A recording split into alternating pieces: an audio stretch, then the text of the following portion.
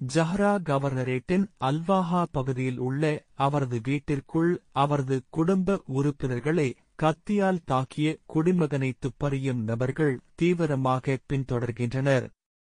அசாதாரண நிலையில் இருந்த சந்தேக நபர் பாதுகாப்புப் படையினர் வருவதற்குள் அங்கிருந்து தப்பிச் சென்றுள்ளார்.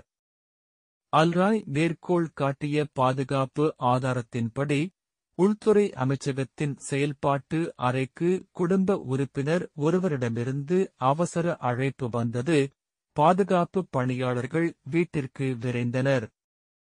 வந்தவுடன் அவர்கள் குடும்ப உறுப்பினர்களை பயங்கரமான நிலையில் கண்டனர்.